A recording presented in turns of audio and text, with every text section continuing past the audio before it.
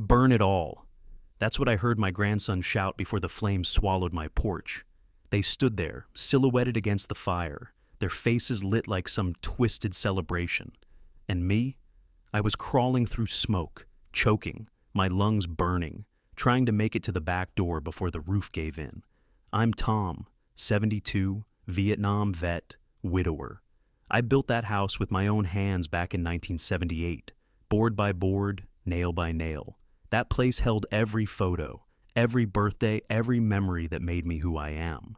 And in one night, my own flesh and blood decided to reduce it to ash.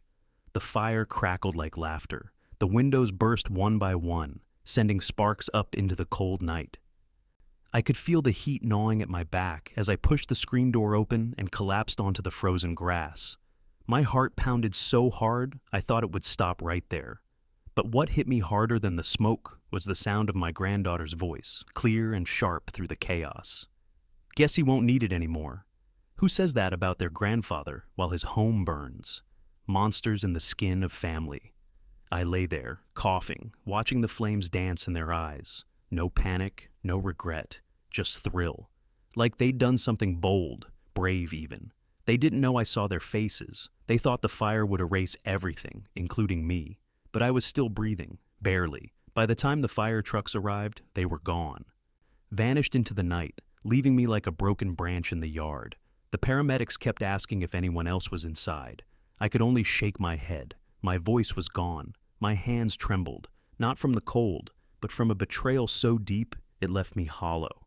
They'd been trouble for years. Dylan, the older one, always had a talent for cruelty. He liked to break things, not because he needed to, but because he enjoyed watching others clean up after him. His sister Megan was quieter, slicker. She lied with a calmness that made adults second-guess themselves. Together, they were a storm, and somehow I'd convinced myself blood would protect me. That was my mistake. The investigators said faulty wiring. I knew better. I'd seen Dylan's lighter near the porch last week. And Megan? She had mentioned changing their lives for good just days earlier. At the time, I brushed it off as teenage nonsense. Looking back, it was a confession dressed as a joke. The next morning, I stood in front of the blackened skeleton of my home. The air smelled like wet ash and betrayal. Steam rose from the debris as the sun broke through the gray sky. My boots crunched on the frozen gravel. Everything I'd worked for, 40-plus years of sweat, was now a smoldering pile. That's when I noticed it. A small, half-melted metal charm near the mailbox. Megan's bracelet, the one I gave her on her 16th birthday. She must have dropped it in their hurry. I picked it up with the corner of my coat and slipped it into my pocket. My hands stopped shaking. Something inside me shifted. Slowly, quietly. Like the first creak of a door that's been locked too long. People came by to check on me, neighbors with sad eyes and casseroles. They meant well, but their pity felt like salt in a wound. I nodded, thanked them, stared at the ground. All the while, my mind replayed every second of that night. The glow on Dylan's face, Megan's voice. The smell of gasoline near the porch I'd rebuilt last summer. When the insurance man came, he asked routine questions. I answered like a tired old man who'd lost everything. I let him think I was broken. It was better that way. If there's one thing age teaches you, it's patience. Young people think revenge is fast, like a punch. Real revenge? It's slow, methodical. It seeps in like water through a crack. I moved into a temporary shelter on the edge of town. One cot, one locker. A place most would call rock bottom. But for me, it was quiet. No pictures of betrayal staring at me from the walls. No forced smiles. Just silence and time to think. That's where I started to plan. Not with rage, but with clarity. They believed they'd ended my story. They were wrong. They just handed me the pen. 2 nights after the fire, I saw him, at a gas station across town. He didn't notice me at first. He was arguing with the cashier about a prepaid card. His voice was loud, sloppy. And then he pulled out a thick envelope of cash. Way more than a kid like him should have. I stayed outside, watching through the window, the reflection of the fluorescent lights bouncing off the wet pavement. He glanced around nervously before shoving the envelope back into his jacket. I recognized the jacket, too. It was my late wife's favorite gift to him, a leather one. Expensive. He'd worn it the night of the fire, the same one caught briefly in a neighbor's security camera footage. My heart didn't race this time. It slowed, calculated. Every move he made was another nail in their coffin. The police still thought it was an accident. I let them. For now. Because once you show your cards too early, the game ends. And I had no intention of letting this end quietly. I walked back to the shelter that night with the image of Dylan's cash-stuffed jacket burned into my mind, and that little melted charm still in my pocket, pressing against my leg like a reminder that family can turn into strangers overnight, and strangers can be dealt with. They thought the fire would kill me, that I'd fade away with the smoke. But as I lay in that cot, staring at the cracked ceiling, one thought grew louder than the rest. They started this? I smiled to myself in the dark. They have no idea how it's going to end. I didn't sleep much after that night at the gas station. Every time I closed my eyes, the fire replayed in perfect detail. The orange glow, the crackling wood, Dylan's grin. My body remembered before my mind could stop it. So, instead, I lay awake, listening to the shelter's radiator hiss like a tired snake. Somewhere down the hall, a man coughed until dawn. I didn't mind the discomfort. I'd lived through worse. What mattered was that no one knew what was going on inside my head. Everyone saw a broken old man clinging to the scraps of his life. That image would be my greatest weapon. A week after the fire, the insurance investigator came to meet me again. His name was Frank, mid-40s, too much cologne, the kind of guy who thought calling me "sir" would make up for the fact that he didn't believe a word I said. He flipped through his clipboard like he was reading a script. "Mr. Bennett," he began, "the preliminary report still points to faulty wiring in the front porch area. We'll need to close this case quickly to process your claim." I leaned back, let out a shaky breath, and gave him the look of a man barely holding it together. "I understand. Just do what you have to do," I whispered. My voice cracked in all the right places. After he left, I walked back to the ruins of my house for the first time since the fire. The place looked worse in daylight. Charred beams jutted out like broken ribs. The roof was gone entirely, replaced by a patch of pale October sky. I stood at the edge of the porch, boots sinking slightly into the wet ground, and just stared. That's when I noticed it. The lock on the shed door at the far end of the property. It had been forced. The metal was bent outward, not inward. Whoever opened it did so from the outside, recently. I'd kept my old tool chest in there, and a set of gas cans. One was missing.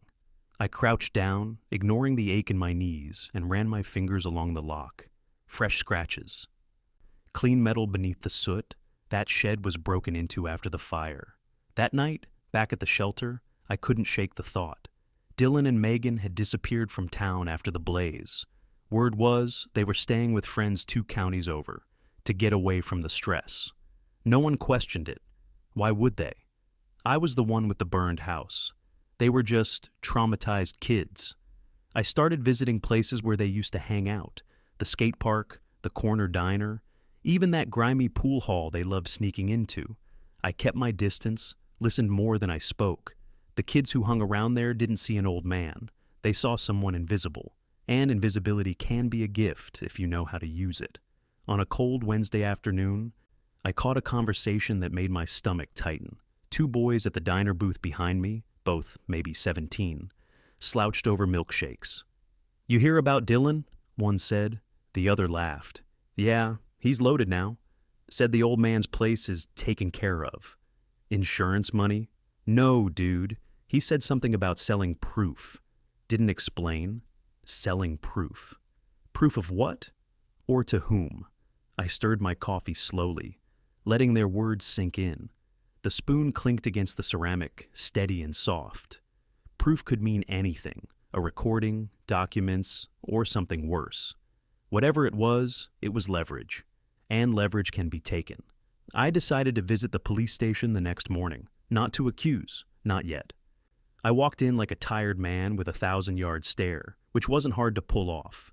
A young officer at the desk, barely older than Dylan, greeted me. "How can we help you, sir?" "I just want to check if there's anything new about the fire," I said, voice low. "I can't stop thinking maybe someone did this on purpose." He frowned sympathetically. "The investigation's closed for now, sir. But if you think someone targeted you, you can file a report." I nodded. "Maybe later. I don't want to waste anyone's time." But while he tapped on his keyboard, I noticed a stack of papers in his outbox. The top sheet had a familiar name, Dylan Bennett. The word incident was printed in bold above it. I didn't ask. I didn't have to. Instead, I filed that image away. The date on the paper was 2 days after the fire. As the days passed, I started to rebuild. Not my house, but my connections. Old friends from the veterans group, a few neighbors who still respected me, even a retired lawyer I'd once helped fix a fence for years ago. I didn't tell them everything, just enough to make them keep their ears open. Meanwhile, Frank, the insurance man, called to say my claim was under further review due to inconsistencies. That made me smile, not because I wanted delays, but because those inconsistencies were about to become very useful. I took the melted bracelet out of my locker one night and set it on the thin shelter blanket. The fire had warped it, but the tiny engraved letter M was still visible. Megan had worn that bracelet every day since her birthday. If I showed it to the police now, it would raise questions. But questions too early could ruin everything. So, I wrapped it in a handkerchief and placed it inside an old metal box under my cot. Patience. Real revenge is built like a house, brick by brick, and the first brick is doubt. 1 week later, Dylan made his first mistake, a big one.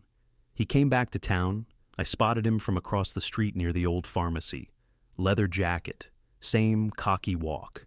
Only this time, he wasn't looking over his shoulder. He thought the danger had passed. I followed him slowly, blending into the late afternoon crowd. He turned into a back alley I knew well. It led to the pawn shop. I waited outside as he argued with the owner. Then, after a few minutes, he stormed out, shoving something small into his pocket. The look on his face wasn't confident anymore. It was nervous, scared even. Whatever he was selling, it didn't go as planned. I stepped back into the shadows and watched him walk away, his pace quickening. The trap wasn't ready yet, but for the first time, I could smell it in the air.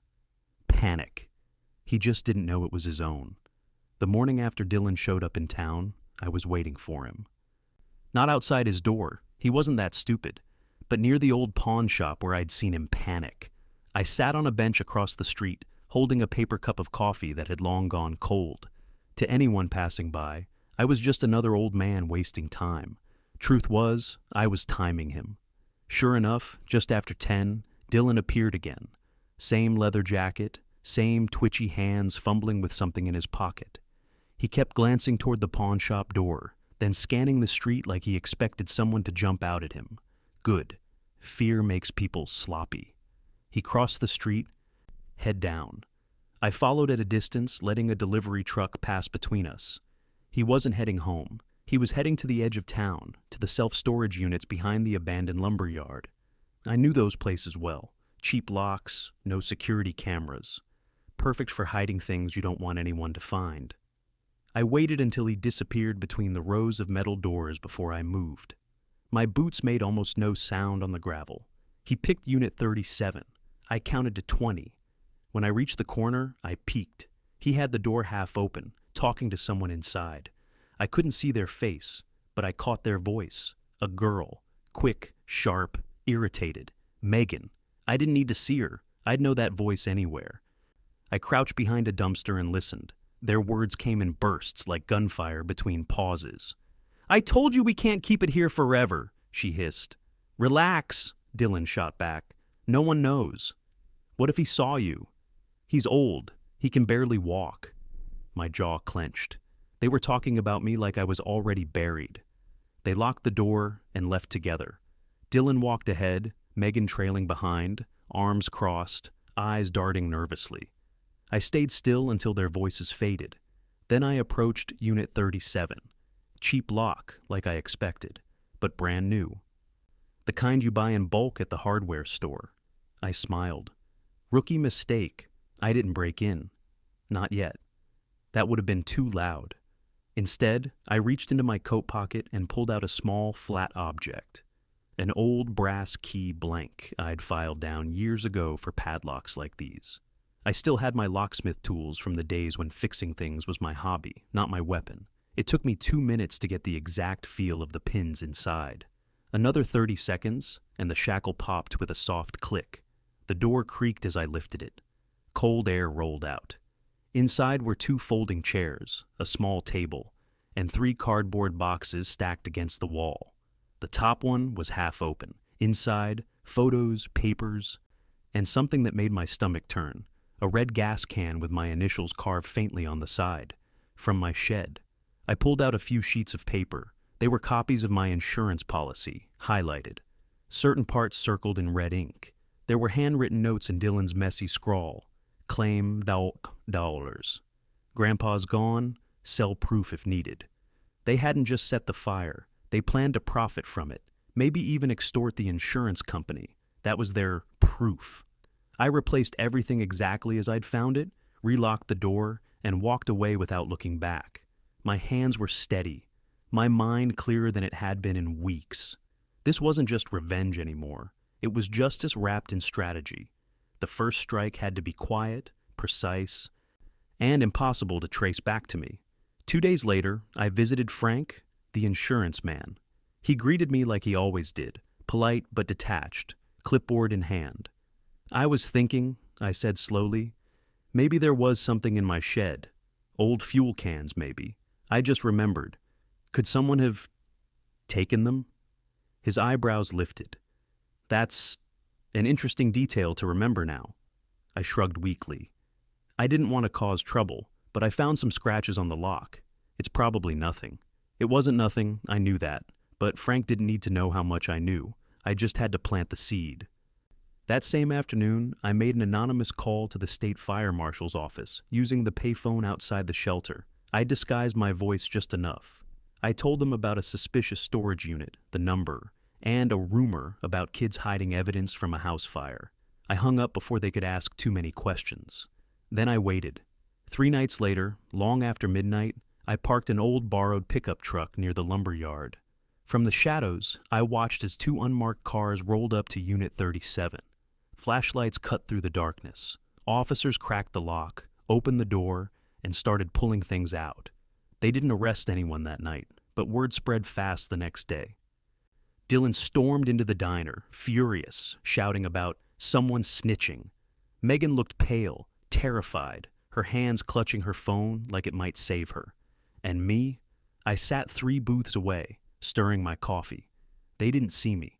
By the end of the week, investigators reopened the fire case. Officially, quietly. Frank called me again, voice tighter than usual. "Mr. Bennett, did you say anything to the authorities?" I feigned confusion. "Me? No. Why?" He exhaled sharply. "Never mind. There's been developments. Exactly what I wanted. The kids started unraveling fast. Dylan skipped school twice. Megan stopped posting on social media. People noticed. Whispers spread. Their perfect little cover story, the traumatized grandkids of a fire victim, was starting to crack. And I was just getting started. The next evening, as the sun dropped behind the blackened remains of my house, I stood on the property line and watched their car roll slowly past. Megan in the passenger seat, Dylan behind the wheel. They didn't stop. But they stared. I stared back, calm, expressionless. They didn't know that the first strike had already landed. They just hadn't felt the full weight of it yet. For a few weeks, it looked like the tide was turning in their favor. The fire marshal's raid on the storage unit shook things up. But then, everything went quiet. Too quiet. The official investigation stalled, the boxes were seized, the evidence logged, but no arrests were made, no charges. Dylan strutted through town again, like a man who dodged a bullet. Megan started smiling in public. Their friends whispered about false accusations and nosy neighbors. From the outside, it looked like their panic had been a passing storm. From the inside, I knew they were regrouping. Frank, the insurance man, stopped calling. When I finally reached him, he sounded distracted. "Mr. Bennett," he said, "our hands are tied until the authorities finish their part. If the fire marshal doesn't press charges, we can't proceed further." "So you're saying they might get away with it?" I asked, my voice trembling just enough. He hesitated. I'm saying, sometimes these things don't go the way we want. I hung up slowly, staring at the phone in my hand. I'd seen this pattern before, in courtrooms, in wars, in life. When people with dirty hands smile too soon, it's because someone's helping them wipe them clean. That night at the shelter, I couldn't sleep. Rain tapped against the narrow windows like impatient fingers. I lay there, staring at the cracked ceiling, replaying every move I'd made. I hadn't misstepped. No. Someone else had stepped in. The answer came 2 days later, in the most unexpected place. The grocery store. I was standing in the checkout line when I overheard 2 women chatting behind me. "Did you hear?" one said. "Megan's mom's new boyfriend works at the county office. Real important guy. Fixed the whole thing, apparently." The other laughed. "Well, lucky for those kids. I heard they were in deep trouble." I didn't turn around. I didn't need to. Megan's mother had a new man, and he wasn't just some bar regular like the last one. County office. That explained the stalled investigation. The next morning, I visited the courthouse. Old habit. I knew the layout like the back of my hand. I found the records office and asked, politely, tiredly, for public filings related to the fire investigation. The clerk, an older woman with thick glasses, handed me a manila folder without even blinking. Inside was a single sheet of paper. Notice of administrative hold. Signed by Deputy County Administrator Harold Finch. Megan's mother's new boyfriend, of course. Finch wasn't a lawman. He didn't need to be. People like him didn't pull triggers. They pulled strings. And strings can make investigations disappear. For the first time since the fire, doubt crept in. Not about what they did, that was carved in stone, but about whether I could win this. I wasn't some young hotshot lawyer. I was a 72-year-old man living on a cot with no money, no house, and a county official playing defense for my enemies. I walked back to the shelter in the drizzle, my boots heavy, my hands deep in my coat pockets. For a few days, I moved through the world like a ghost. I ate when food was handed to me. I nodded at people. I went through the motions. Dylan and Megan used that time well. They started visiting my burned property again, during the day now. Once, I saw them laughing near the porch. Dylan kicked at the charred wood like it was nothing. Megan snapped a picture on her phone. They thought they'd won. Neighbors started avoiding my eyes. Sympathy turned into discomfort. People don't like standing too close to a man who's losing. One afternoon, I stood across the street from the ruins and watched them. Dylan leaned against the car, cigarette hanging from his mouth, Megan twirling her keys. They didn't see me. Or maybe they did and didn't care. Either way, something inside me went cold, not from fear, but from recognition. This was their false victory, the point where most people would give up, let the fire, the insurance mess, and the county politics swallow them whole. But I'm not most people. I spent the next week quietly gathering information on Finch. He wasn't exactly clean. Public records showed a pattern. Zoning permits approved for friends, questionable budget allocations, even a harassment complaint that disappeared overnight. He had power, but he wasn't careful. I paid a visit to an old friend, Jimmy Lawson, retired journalist. We'd served together decades ago, then taken different paths. He owed me more than a few favors. Jimmy's eyes lit up when I mentioned Finch. That rat? Oh, I've heard whispers. He's been playing both sides for years, Jimmy said, leaning back in his squeaky chair. What are you planning, Tom? I didn't answer directly. Let's just say I'm tired of people hiding behind their desks. Jimmy grinned. I'll dig, quietly. For the first time in weeks, the heaviness in my chest eased. Maybe I didn't have money or influence, but I had patience, and friends who didn't like rats. But Finch wasn't idle either.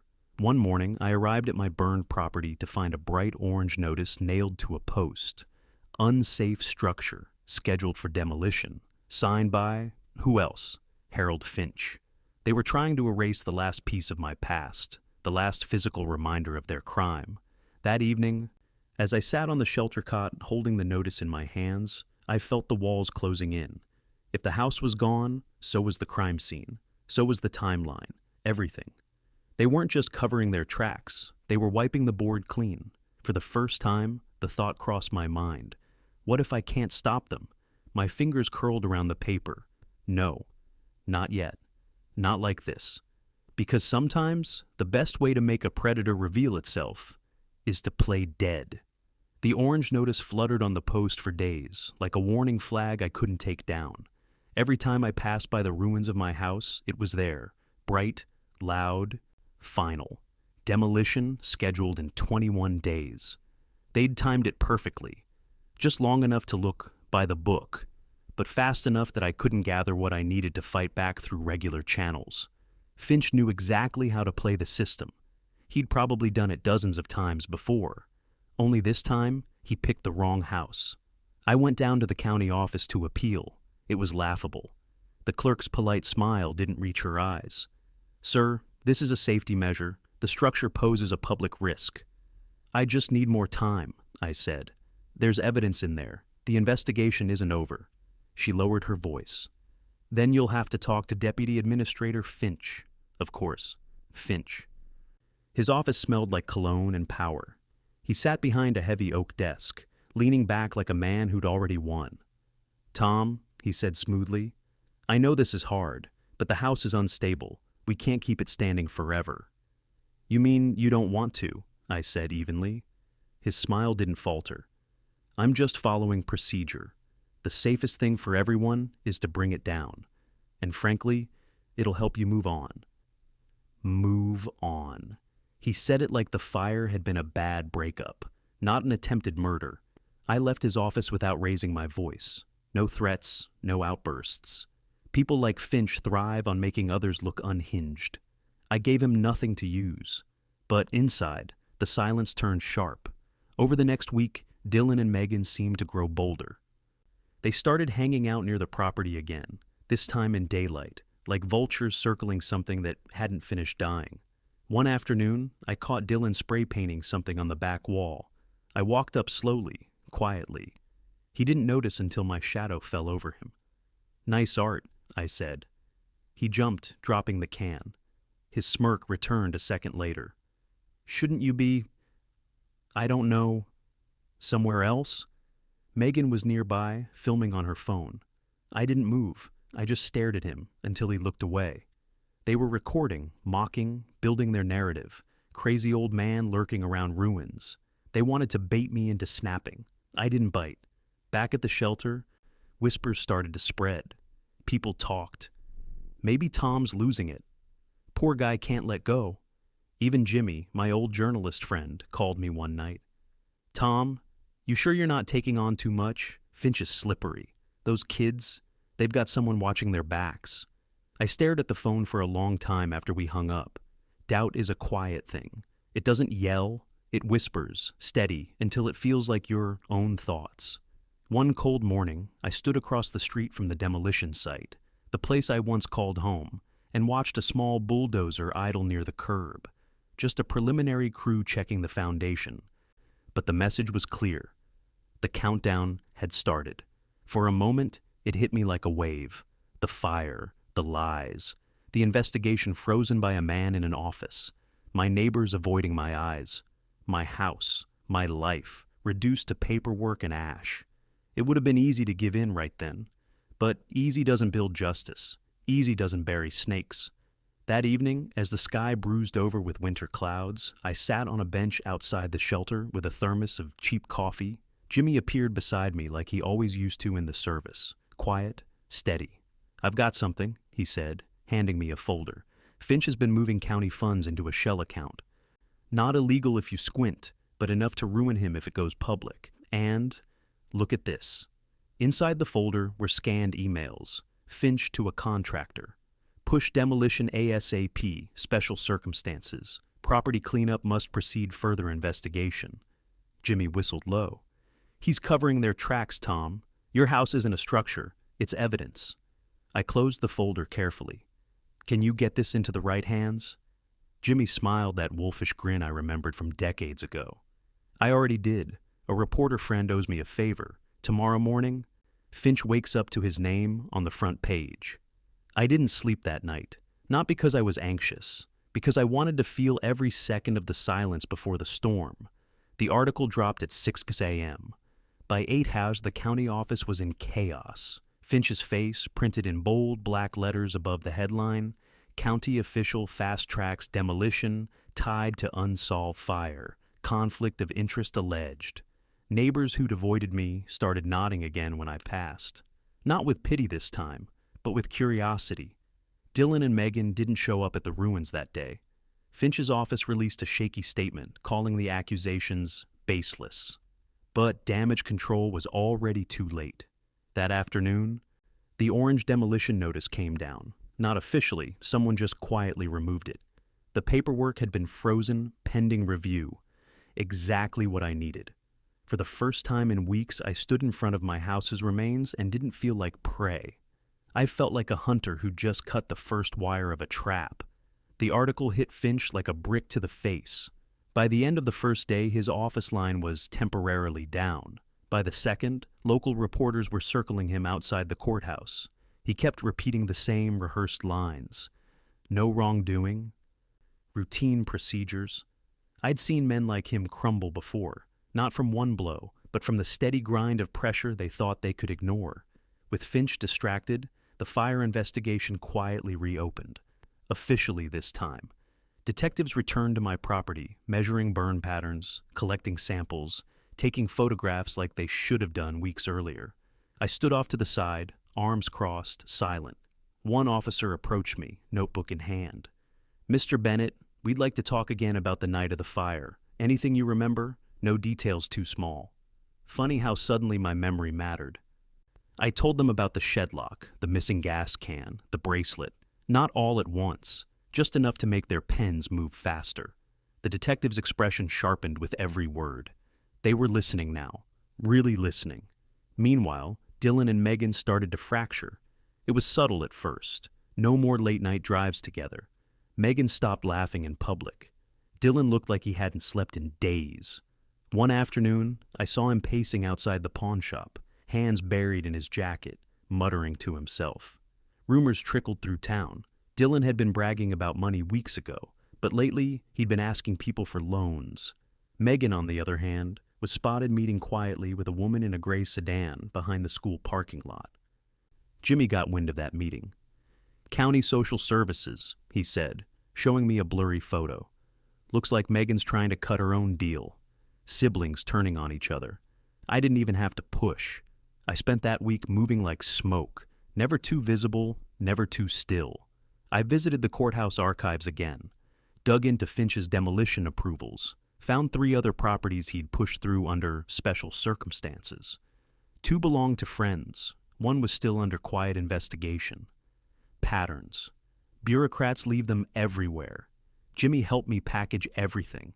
Not to give to the police, they'd move too slow, but to drop, piece by piece, to the right reporters. The story grew legs. Finch's face popped up on the evening news next to headlines about alleged interference in arson investigation. By Friday, Finch was placed on administrative leave pending review. His shield was gone. Dylan and Megan were suddenly exposed, standing in the open like deer on a highway. The next evening, as the sun sank behind the skeletal frame of my house, I spotted a familiar car rolling slowly up the road. Dylan's. Only this time, he wasn't smirking. He parked across the street and sat there, engine idling, staring at the house like it might whisper something to him. I walked out to the curb.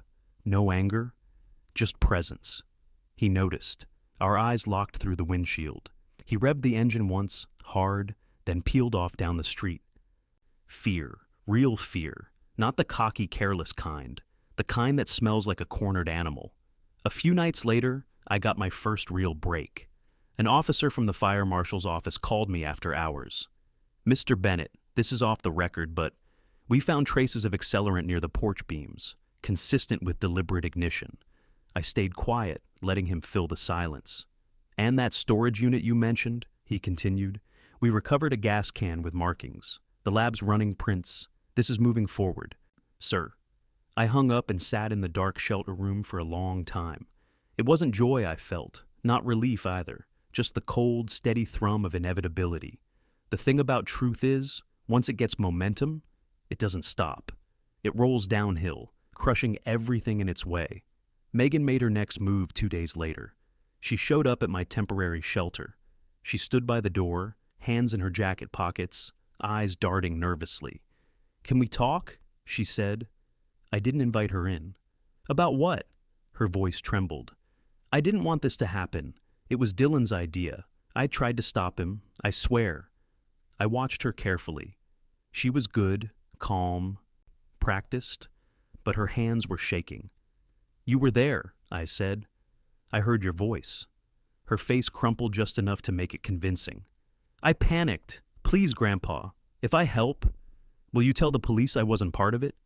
There it was. The fracture turned into a fault line. She was flipping, not for me, for herself. I gave her nothing, no promises. "You should talk to them," I said quietly. "Not me." She left quickly, wiping her eyes. She didn't realize I'd been watching people lie longer than she'd been alive. That night, I wrote down every detail of our conversation. Dates, times, her exact words. I slipped the paper into the same metal box where I'd kept the bracelet. Evidence comes in many forms. Sometimes it's not the loud kind. Sometimes it's the quiet moment someone tries to save themselves. By the end of that week, the grandkids were isolated. Finch gone. Investigators circling. Their social circle shrinking. And me? I was still invisible, just the quiet old man in the background. They still didn't see it. The trap wasn't closing on them. It was closing around them. By late November, the air had turned thin and sharp, like the whole town was holding its breath. Finch was still on leave, which was a polite way of saying no one wanted to be seen near him. Dylan and Megan, once loud and cocky, had gone quiet. Too quiet. They stopped showing up at the diner. Dylan's car was spotted parked behind the old mill more than once. Engine off, windows fogged, like he was hiding inside his own life. Megan started walking home alone, hood up, shoulders hunched, no phone in sight. Predators become prey fast when the light hits them. Then came the letter. Not from them.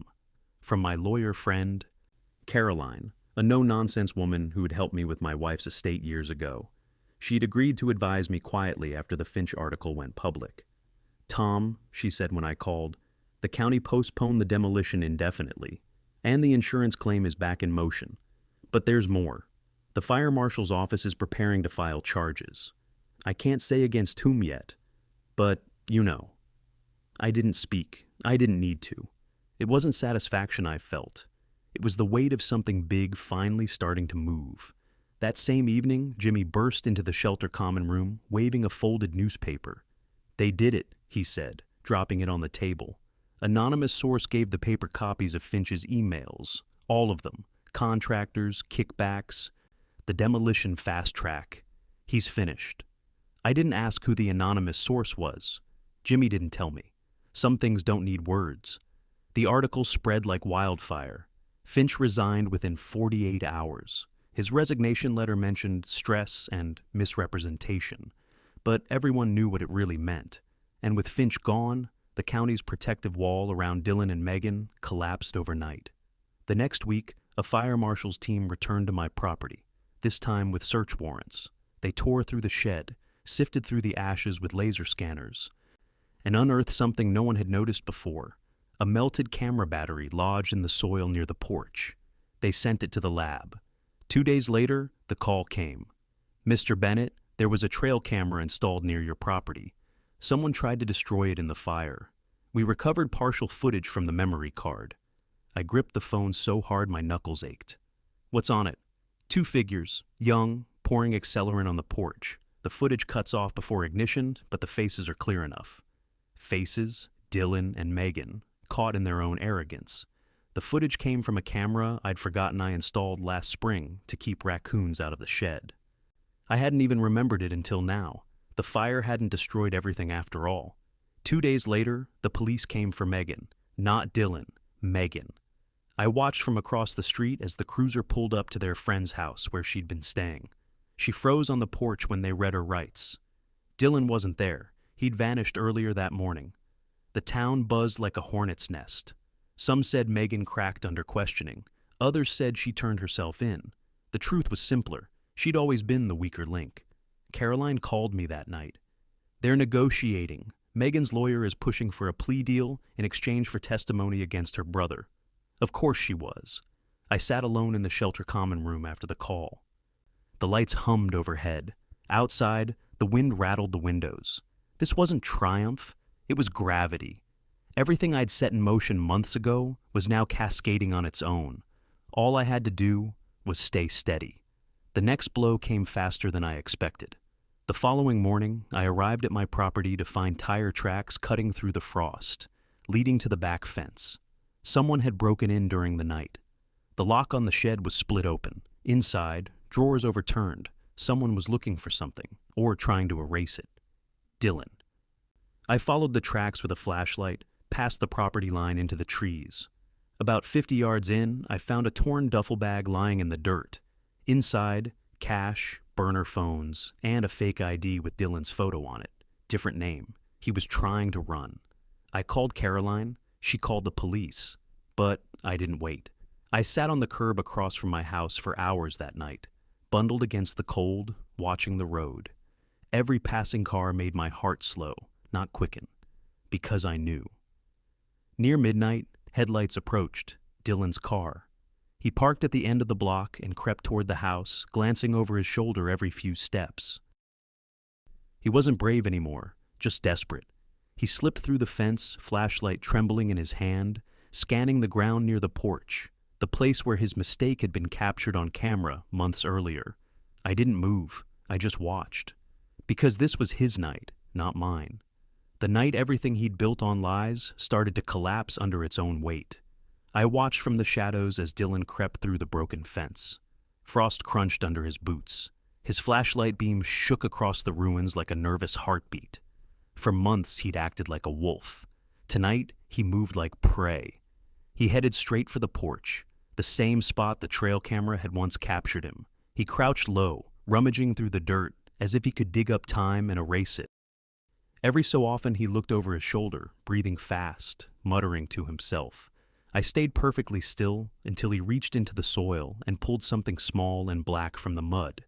A half-melted memory card. The same card the investigators had already copied 2 days earlier.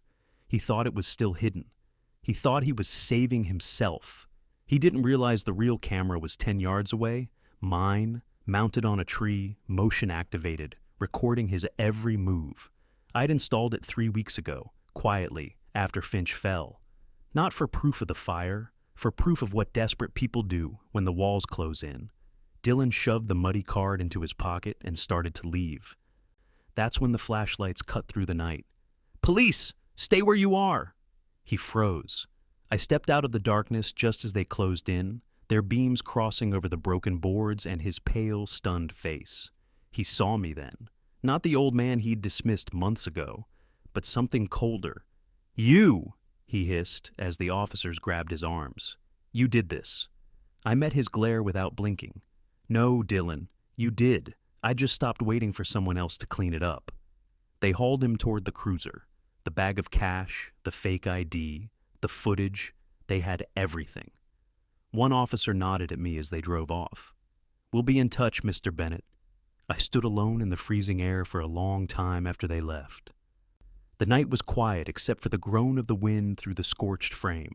This was the moment I'd imagined on that first night lying in the grass, smoke in my lungs, betrayal ringing in my ears.